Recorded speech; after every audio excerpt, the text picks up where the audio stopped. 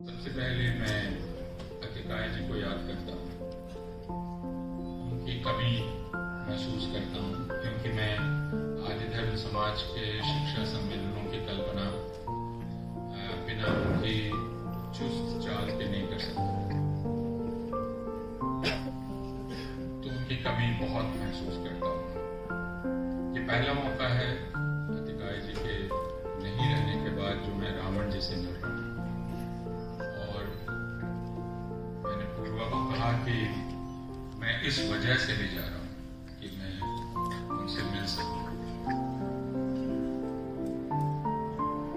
हमारी पिछली मुलाकात और आज की मुलाकात के बीच काफी कुछ दुनिया में हुआ है। महामारी आई, महामारी के साथ और भी बहुत कुछ दुनिया की शक्ल बदली और भारत की शक्ल बदली। इसके बाद फिर हम सारे लोग इकट्ठा हुए, जिसका मतलब ये है कि जिंदगी को खत्म करने की कितनी भी तरकीब की जाए, वो लहला उठती है।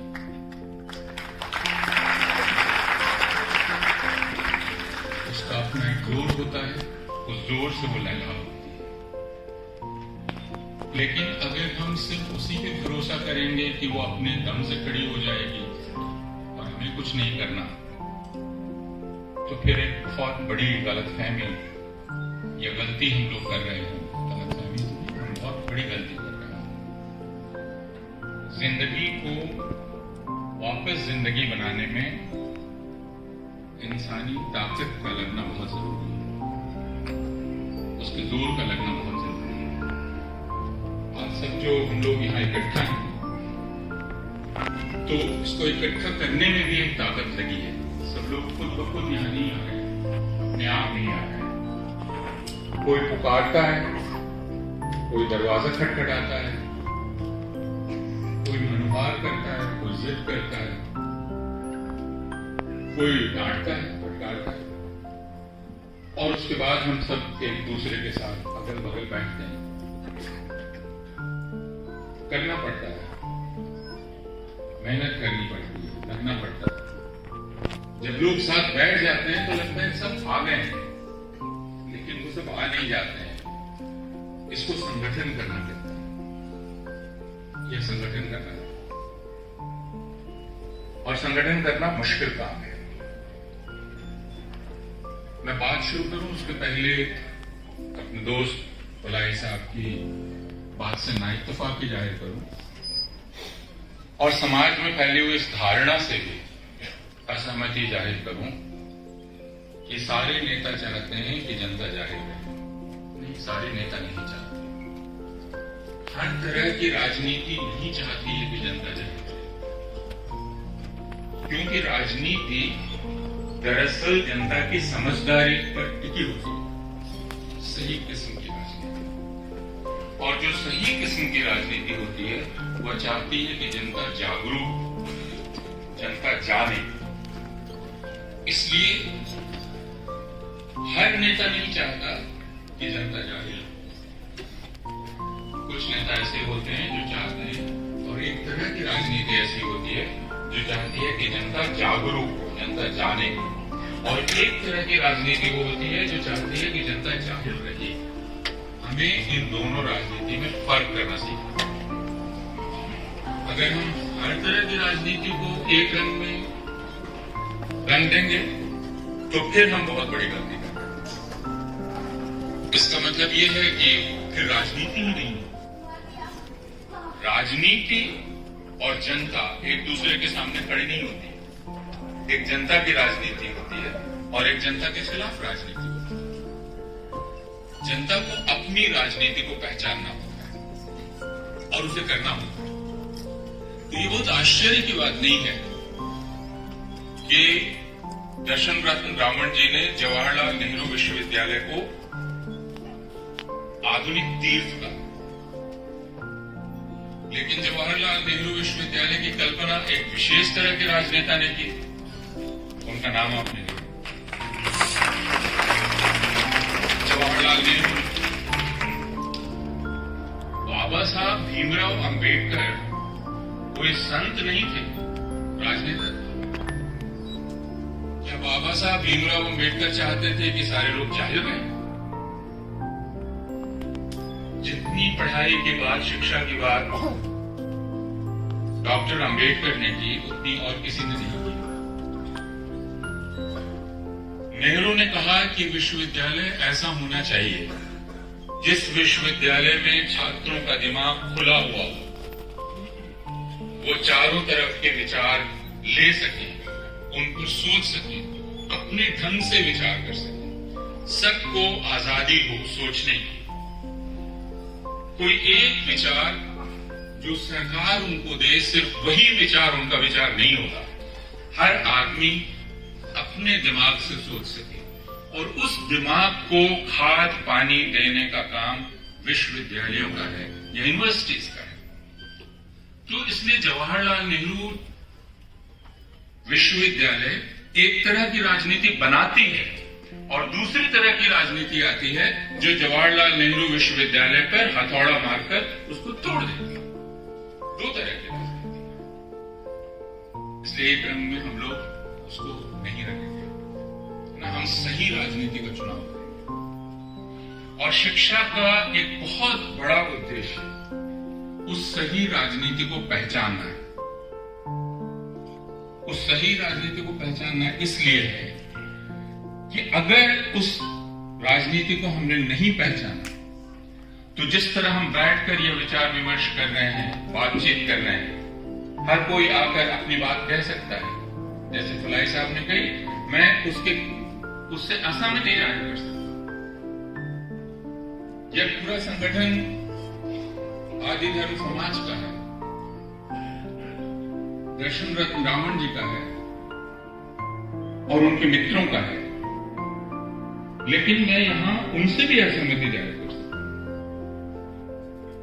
तो एक ऐसा समाज होता है जिस समाज में यह संभव है, किया जा सकता है, लेकिन एक ऐसा समय भी आ सकता है कि आप अगर कुछ भी भूलें असहमति में तो तुरंत आपको गोली मार दी जाए, गिरफ्तार कर लिया जाए,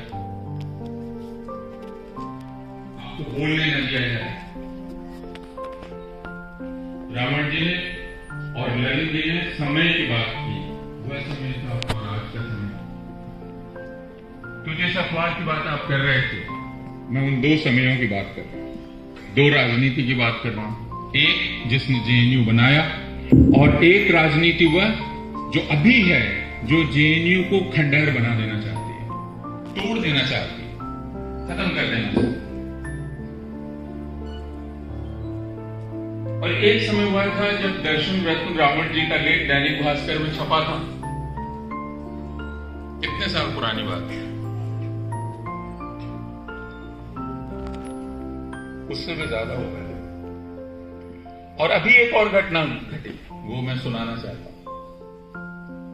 वह घटना घटी जब मेरे मित्र, भारत के बहुत बड़े समाजशास्त्री सतीश देशपांडे, नाम सुना होगा, उनका पूरा काम जाति पर ही है, जाति को समझने का। भारत में जाति कैसे काम करती है, जातिगत विभाजन कैसे काम करता है, भेदभाव कैसे काम करता है, जातियां कैसे बनती हैं, उनकी समझ कैसे बनती है।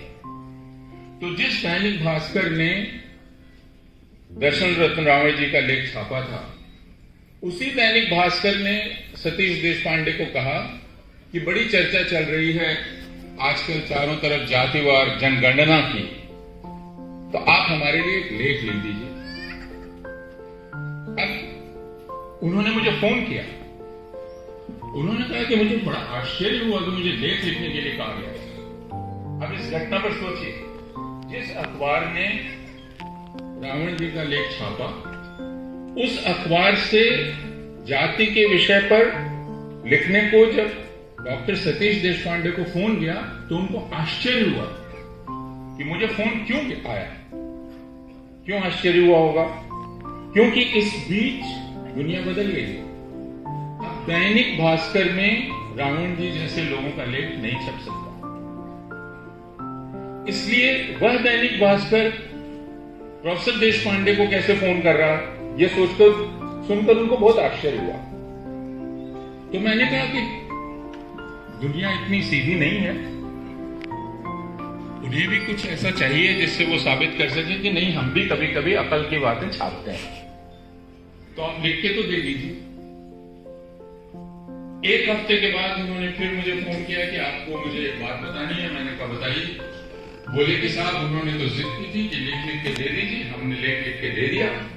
जब लिख कर दे दिया तो उन्होंने कहा हम इसे छाप नहीं सकते। ये कुछ वैसे ही हुआ कि रावण जी मुझे बुलाए, उसके बाद वो बिस्किट वगैरह, हालांकि भास्कर ने तो वो भी नहीं किया, और उसके बाद कहने की लेकिन मैं आपको बोलने के लिए बुला नहीं सकता। तो दैनिक भास्कर ने उनसे लेख लिखवा लिया, और लेकिन लेख पढ़कर कहा इसको हम छाप नहीं सकते। तो दुनिया इस तरह बदली, दुनिया वही नहीं। एक तरह की राजनीति उस समय थी जिस राजनीति में अलग अलग तरह की बातें छप सकती, अलग अलग तरह के लोग एक स्टेज पर बैठ सकते, बात कर सकते। एक राजनीति आज है जब अखबार प्रोफेसर देशपांडे जैसे बड़े बुद्धिजीवी का लेख छापने से इनकार कर देते। मैं अपनी बात नहीं करना चाहता, लेकिन मैं अपने जैसे लोगों की बात करना चाहता हूं। मेरा पूरा कारोबार हिंदी का है, हिंदी पढ़ाता हूं, लेकिन हिंदी का कोई भी अखबार मुझे नहीं छाप सकता, नहीं छापता। इसलिए नहीं कि मैं कोई बहुत भयानक बातें लिखता हूं, लेकिन वो नहीं छापता। तो फिर इस राजनीति को तो बदलना पड़ेगा, एक सही राजनीति लानी पड़ेगी। शिक्षा का उद्देश्य उस सही राजनीति को पहचानने का है, और इसलिए पहचानने का है कि राजनीति सिर्फ नेताओं का मामला नहीं है, राजनीति हमारा आपका मामला है। अभी यहां सुलेखा जितनी स्कॉलरशिप पढ़ रही थी, वो स्कॉलरशिप किस राजनीति ने शुरू की, कब शुरू हुई? अगर उन सारी स्कॉलरशिप्स को आप ध्यान से सुनेंगे तो आप देखेंगे कि सोचा जा रहा है लड़की को पढ़ाने के लिए क्या करें, एक खास तरह की स्कॉलरशिप लाएं। अनुसूचित जाति में एक खास तबके को उठाने के लिए कैसे करें, एक खास स्कॉलरशिप लाएं। किसी को और उठाने के लिए क्या किया जा सकता है, एक खास तरह की छात्रवृत्ति लाएं। तो सोच रहा है, वो एक राजनीति सोच रही है। उस राजनीति का हमारे आपकी जिंदगी से रिश्ता है। एक दूसरी राजनीति आ गई। वो राजनीति क्या कर रही है पिछले 10 साल में? जिन लोगों ने उसका अध्ययन किया है, यहां गजाला बैठी हुई हैं, संभवतः उन्होंने भी उसका अध्ययन किया है, और लोगों ने अध्ययन किया है कि पिछले 10 साल में कितनी स्कॉलरशिप बंद की, किनके लिए वो स्कॉलरशिप थी जो बंद की गई। तो पता चलेगा जो समाज के सबसे पिछड़े लोग, अल्पसंख्यक, मुसलमान, जैसे मौलाना आजाद फेलोशिप बंद की गई,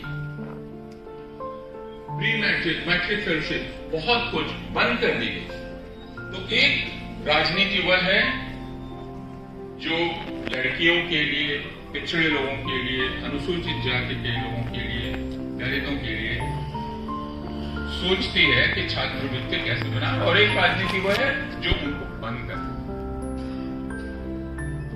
एक राजनीति वह है जो यूनिवर्सिटीज बनाती है, और दूसरी राजनीति वह है जो कहती है यूनिवर्सिटीज को कि देखिए आप तो अपनी कमाई खुद कर लीजिए, पैसा हम नहीं देने वाले हैं।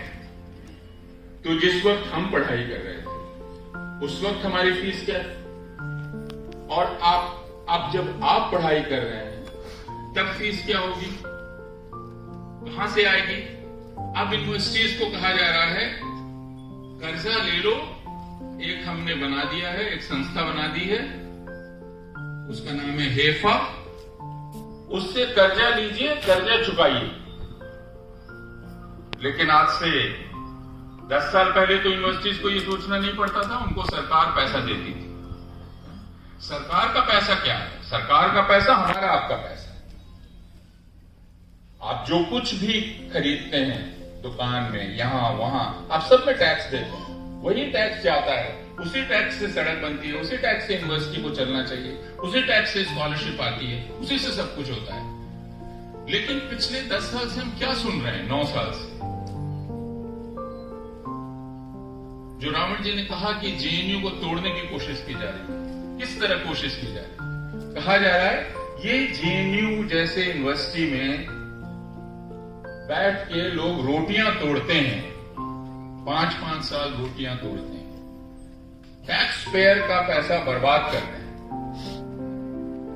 आप अपने बच्चे को जब पढ़ाते हैं तो क्या आपको ऐसा लगता है वो आपका पैसा बर्बाद कर रही है? उसे 3 साल लगता है, 5 साल लगता है।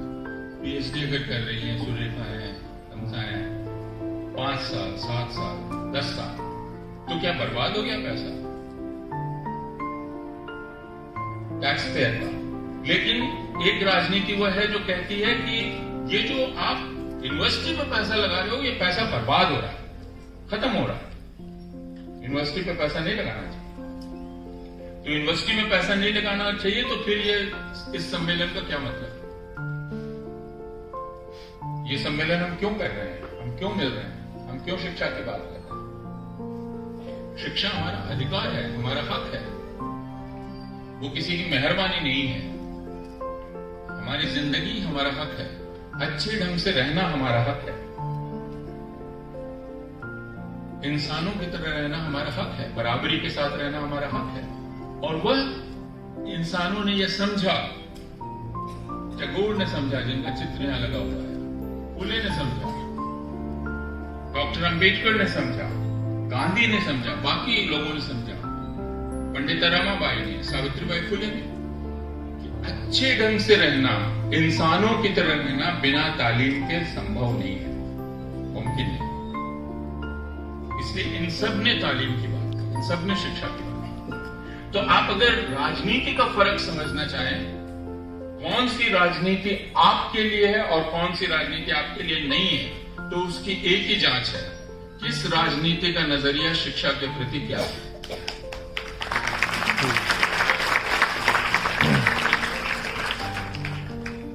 इसलिए मैं कहूंगा, नेता तो आपको चुनना हो, वोट तो आपको देना हो। आप ये नहीं कहिए सारे नेता एक जैसे।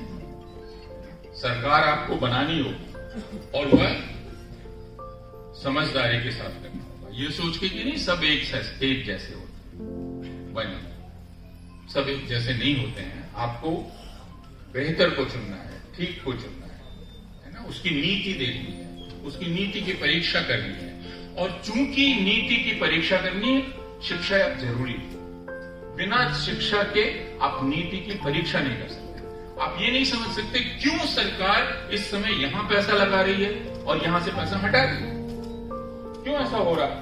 क्यों ऐसा हो रहा है कि पूरे देश में अब सिर्फ एक उद्योगपति है जो हर जगह दिखलाई पड़ रहा है? अपने आप तो नहीं हो रहा है ना, किसी नीति के तहत हो रहा है। क्यों हो रहा है? क्यों ऐसा हुआ कि भारत की जो सरकारी टेलीफोन कंपनी थी, MTNL, BSNL, वो खत्म हो गई? क्यों ऐसा हुआ कि सबके हाथ में जियो फोन आ गया, रिलायंस का फोन आ गया? अपने आप तो नहीं हो गया ना, रिलायंस के टावर अपने आप नहीं खड़े हो गए। ऐसा नहीं हुआ कि रिलायंस और जो MTNL और BSNL था, BSNL जिसके तार पूरे भारत में बिछे हुए थे, कैसे BSNL खत्म हो गया और ये खड़ा हो गया? ये क्या अपने आप हुआ? ये क्या ऐसे हुआ कि दो हाथी आपस में लड़ रहे थे और उसमें जो ताकतवर था उसने दूसरे को हरा दिया? बिल्कुल नहीं। एक को खड़ा किया गया, एक को गिराया गया, और यह सरकार ने किया, एक नीति ने किया। इसलिए नीतियों की परीक्षा बहुत आवश्यक है। नीतियों की परीक्षा इसलिए आवश्यक है कि हमें इंसानों की तरह जीने का मौका मिल सके और सरकारें हमें इंसान समझें। यहां बैठे हुए लोगों की औसत उम्र क्योंकि बहुत नौजवान है, और जितने नौजवान होंगे उतने इस हॉल की औसत उम्र नीचे आएगी, यानी हम जैसे लोगों को फायदा हो जाएगा। क्योंकि क्योंकि हॉल की औसत उम्र निकाली जाएगी तो उसमें अपूर्वानंद की भी निकल जाएगी। तो पता चला मैं भी 22 साल का हो गया। लेकिन जिनकी उम्र 30 साल से ऊपर है और जो राजनीतिक रूप से थोड़े होशमंद हैं, उनको याद होगा कि इस देश में कभी ऐसा नहीं हुआ, कभी नहीं, आजादी के बाद, कि किसी देश के प्रधानमंत्री का जन्मदिन इस तरह मनाया जाए जैसे पिछले 5 साल 7 साल से मनाया जाए। कभी नहीं। कभी ऐसा नहीं हुआ कि इस देश में हर तरफ सिर्फ एक ही चेहरा दिखलाई पड़ेगा, ऐसा कभी नहीं। और हम बहुत सर ऊंचा करके कहते थे कि हम जनतंत्र हैं, यहां सबसे ऊपर जनता है। बहुत गड़बड़ी थी, लेकिन हम तानाशाही के अंतर्गत रहने वाले लोग नहीं थे। ये कोई हिटलर का देश नहीं था, ये कोई स्टालिन का देश नहीं था, ये कोई माओ त्से तुंग का देश नहीं था। हम जनतंत्र थे। लेकिन अब हम क्या देखते हैं?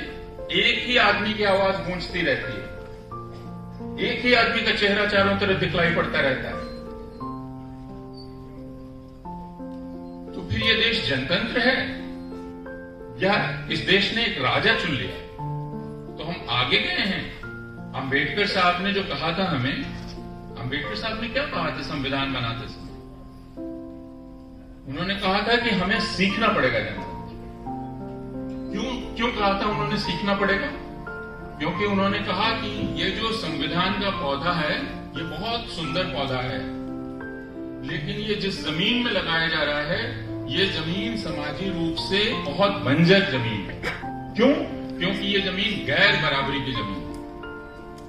हमारी समाज की आदत गैर बराबरी की आदत है, ऊंच नीच की आदत है, जबकि संविधान बराबरी का दस्तावेज है, न्याय का दस्तावेज है।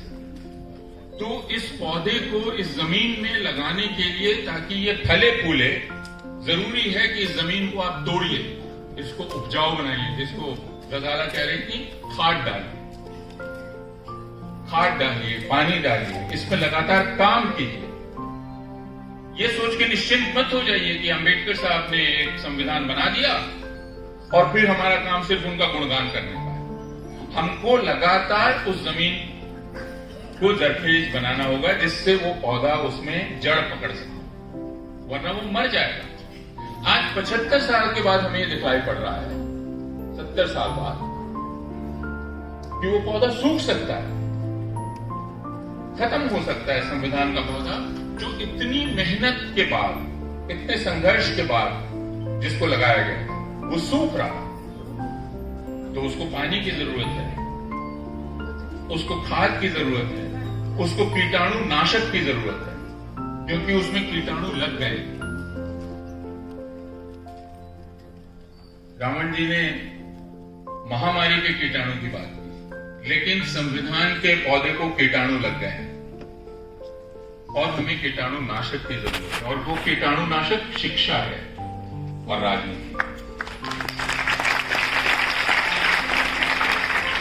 इसलिए हमें शिक्षा की जरूरत है। जरूर शिक्षा से नौकरी मिलेगी। मैं भी नौकरी करता हूं, मैं पढ़ाता हूं, आप भी करेंगे। कोई किसी सरकारी दफ्तर में जाएगा, कोई कहीं कुछ और करेगा, कोई डॉक्टर होगा, जरूर।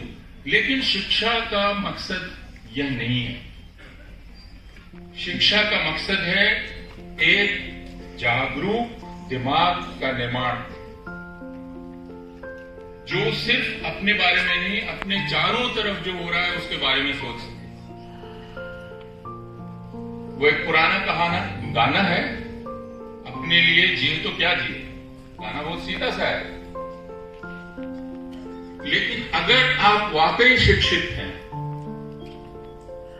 तो आपसे अगर ये सवाल किया जाए आज कि क्या आपको पता है कि आपके देश से बहुत दूर एक देश मोरक्को में भूकंप आ गया, उसमें लोग मारे गए, उससे आप में से कितने लोगों का मन विचलित हुआ? कितने लोगों ने सोचा कि वो किस तरह जी रहे होंगे? और उसके तुरंत बाद एक दूसरे देश अफ्रीका के लीबिया में भयानक बाढ़ आ गई। 15,000 लोग मारे गए। उससे भी अलग जिस इजराइल की बात की लाई साहब ने, वह इजराइल एक देश को लगातार मार रहा है, खत्म कर रहा है। उस देश का नाम फिलिस्तीन है।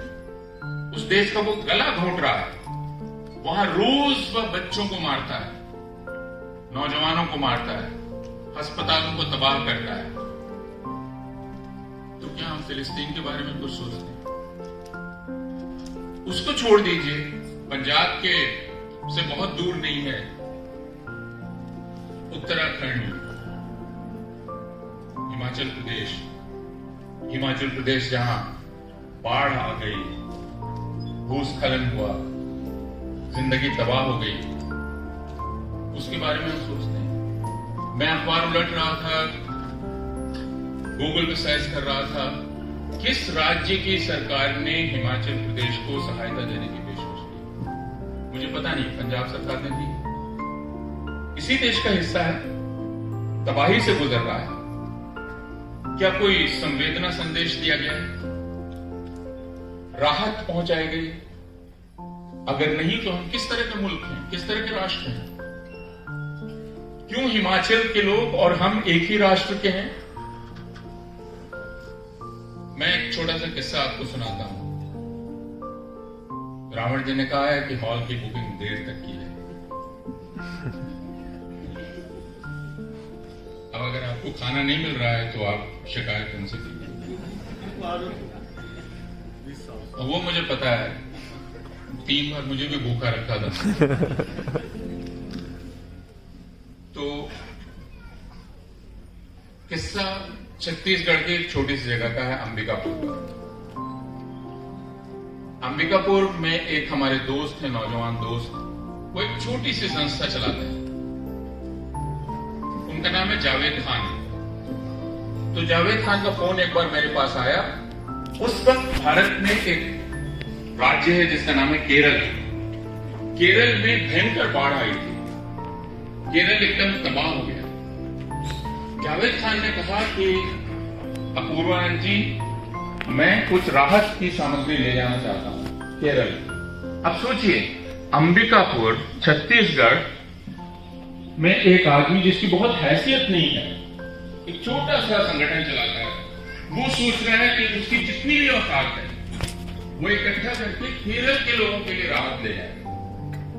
तो उसने इकट्ठा किया, लेकिन फोन उसने क्यों किया? फोन उसने किया, उसने कहा कि आज मेरा दिल टूट गया। मैंने कहा क्यों? कहा कि जब मैं ये कंबल खरीदने गया दुकान में, तो लोगों ने पूछा इतने कंबल क्यों खरीद रहे? तो उसने कहा केरल में बाढ़ आई। बोला मरने दो केरल के लोगों को, मुसलमान हैं और ईसाई हैं, उनको मर जाना। तो उसने कहा